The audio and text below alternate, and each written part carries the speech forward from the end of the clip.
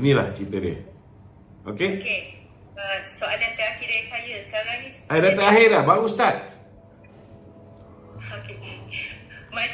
Saya tengok Datuk, macam ada perpecahan di Blok PN tu sebab kita tengok Majlis Hari Raya Muhyiddin Yassin hari tu orang PAS tak pergi, pemimpin PAS tak pergi. Lepas tu sekarang dia tengah lobby KJ pula untuk masuk dalam PN, nak diberikan jawatan tertinggi katanya. Apa pandangan Datuk? Memang kita hari ini kita dengar bahawa Tan Sri Muhyiddin Yassin menawarkan untuk YB Khairi Jamaluddin menyertai Perikatan Nasional, dan dia menawarkan jawatan Ahli Majlis Kerja Tertinggi bersatu kepada KJ. Bagi saya lah dia ada dua kemungkinan. Kalau KJ ni betul bijaksana, dia akan bersabar, dia akan tunggu supaya satu hari nanti dia dapat peluang kembali ke pangkuan UMNO. Saya rasa KJ bukanlah orang yang bodoh tak boleh berfikir. Kadang-kadang dia punya kepala mungkin short, tetapi dia boleh berfikir dengan waras lagi. Kadang-kadang dia tak tahulah, bila ada pengaruh benda lain kan, dia jadi weng sekejap. Tapi saya rasa dia pun tahu bahawa UMNO masih lagi pilihan utama dia, saya yakin. Tetapi satu masalah KJ ni, dia kadang-kadang dia ni gelojo sikit. Dia gelojo, dia kurang sabar, dia nak naik cepat. Jadi kalau misalnya dia tak sabar dengan keadaan dia sekarang, dia tak sabar dengan kedudukan dia hanya sebagai DJ Hot FM, ada kemungkinan besar dia akan itu apa pasal tu? Ada kemungkinan dia akan terima pelawaan Tan Sri Muhyiddin. Tapi sebenarnya semenjak KJ dipecat, saya ingat 4-5 bulan yang lalu, Tan Sri Muhyiddin sudah pun offer kepada KJ untuk menyertai Perikatan Nasional. Tapi sehingga hari ini KJ belum terima. Jadi nampak gayanya KJ ni masih kadang-kadang otak dia masih berfungsi lah. Saya tak berapa bimbang tentang kalau PAS berpecah dengan Perikatan Nasional. Saya tak pelik sebab kita tahu PAS ni dia akan ride on someone ataupun certain parties. Kalau tunggangan itu menguntungkan dia. Bila dulu dia nak ride on isu Datuk Seri Anwar Ibrahim, dia bersama dengan Datuk Seri Anwar Ibrahim. Bila dia nak dapat sokongan Bukan Melayu, dia bersama dengan DAP. Bila dia nak dapat sokongan daripada UMNO, dia bersama dengan UMNO. Dia nak bersama dengan Bersatu, dia bersama dengan Bersatu. Siapa yang boleh beri keuntungan kepada dia? Bila duit Muhyiddin dikabarkan telah ditahan, sebenarnya dia tak tahu duit Muhyiddin banyak yang di luar sistem. Yang kena tahan tu celah gigi je kan. Sekarang dia tengok abah kau dah tak ada duit, dia cari atuk kau.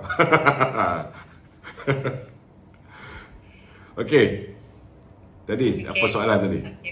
Ya. Sila tanya soalan Taufik. Datuk, Assalamualaikum. Waalaikumsalam. Saya nak tanya, kan KJ dah dibuang, tapi adakah mungkin sejarah macam berlaku macam mana Tun Mahathir dibuang masa dia kritik Tunku Abdul Rahman dan Tun Razak ambil dia? Adakah macam itu boleh terjadi? Macam-macam boleh terjadi. Macam-macam boleh terjadi. Tun Lokman dibuang oleh Datuk Seri Zahid Hamidi, tapi dia diambil balik oleh Datuk Seri Zahid Hamidi. Oh, betul Datuk. Jadi kalau saya pun boleh diambil balik oleh presiden yang sama, jadi tak mustahil juga YB Khairi Jamaluddin pun boleh diambil balik. Itu sebablah saya cakap, kalau dia ni fikir panjang, kan, dia ada kesabaran, tak mustahil dia boleh kembali bersama UMNO. Tapi kalau dia gelojoh, dia tak sabar, dia nak cepat, kan, dia tak boleh tahan jadi DJ Hot FM, maka dia terima je jawatan daripada ni pelawaan Tan Sri Muhyiddin. Dia jadi calon Perikatan Nasional, dia menjadi calon Menteri Besar. Tak mustahil. Tak mustahil dia boleh jadi Menteri Besar. Kita dalam keadaan sekarang ni macam-macam boleh berlaku. Macam-macam boleh berlaku. Saya nak beritahu kawan-kawan BN, kawan-kawan PH, jangan selesa sangat. We are not strong at all. Betul, kedudukan Datuk Seri Anwar Ibrahim selesa 148. Tetapi sejauh mana kita boleh dapat sokongan khususnya orang Melayu? Ini satu perkara yang tidak mudah. Tidak mudah. Apatah lagi kebelakangan ini banyak bangkit isu-isu yang mudah diputarbelikkan oleh pihak Perikatan Nasional untuk advantage itu mereka perolehi, yang boleh mendatangkan kemudaratan pada kita. Contoh macam isu kalimah Allah. Sebenarnya bukan isu kalimah Allah yang diputuskan oleh Hakim Norbi dan kemudian Jabatan Peguam Negara menarik balik, KDN menarik balik rayuan. Sebenarnya hanya tentang isu rampasan CD yang dimiliki oleh Jill Island. CD ni dirampas oleh pihak Kastam. Kastam rampas kerana ada perkeliling arahan pentadbiran pada tahun 1986 yang mengatakan bahawa bahan-bahan yang ada perkataan kalimah Allah, kalimah Baitullah ataupun perkataan Mekah, solat, kalau benda ni tak boleh, ada arahan pentadbiran yang melarang daripada benda ni masuk ke dalam negara kita. Tetapi pada tahun yang sama, Kabinet di bawah pimpinan Tun Dr. Mahathir ada membuat keputusan Kabinet yang membenarkan benda ni dibawa masuk dengan syarat mesti dicop untuk kegunaan umat Kristian sahaja. Tapi tak bolehlah disebarkan kepada orang Islam. So kebetulan Jill yang bawa masuk ni dia agama Kristian, dia nak gunakan untuk diri dia sendiri. Macam kita pergi ke Mekah beli Quran nak bawa balik untuk diri kita sendiri, kan? Sebenarnya disebabkan ada dua arahan pentadbiran yang bercanggah ni, maka hakim itu memutuskan bahawa perlu dikembalikan CD itu kepada Jill Island. Bukan Hakim Norbi ni memutuskan dari segi agama, Jill Island berhak untuk menggunakan kalimah Allah. Bukan. Ini 2-3 hari ni orang dok sebat Menteri Dalam Negeri tanpa mengetahui perkara yang sebenar. Kadang-kadang kita pun terikut-ikut marah, Mana boleh pun. Sebenarnya ceritanya lain. Ceritanya hanya tentang CD yang dirampas milik Jill Island. Tetapi hari ini Datuk Seri Anwar Ibrahim telah pun membuat keputusan dalam kabinet hari ini bahawa kita akan perketatkan lagi.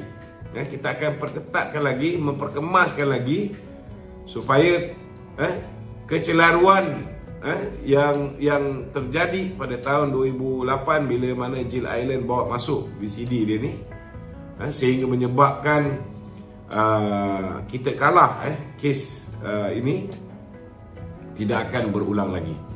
Dan ke bawah duli tuanku yang di-Pertuan Agong dan Raja-Raja Melayu telah pun bertitah supaya kesucian agama Islam, kalimah Allah, kalimah Baitullah, Mekah dan juga solat ini hanya boleh digunakan oleh umat Islam. Jadi insya-Allah jangan bimbang, jangan bimbang.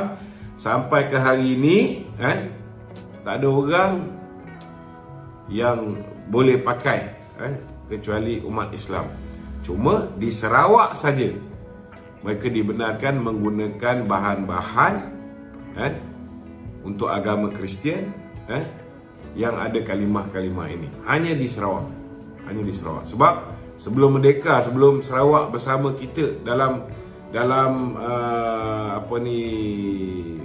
Malaysia 1963 pun mereka agama Kristian itu telah tersebar di Sarawak dan mereka menggunakan bahasa Ibonda ataupun bahasa Melayu.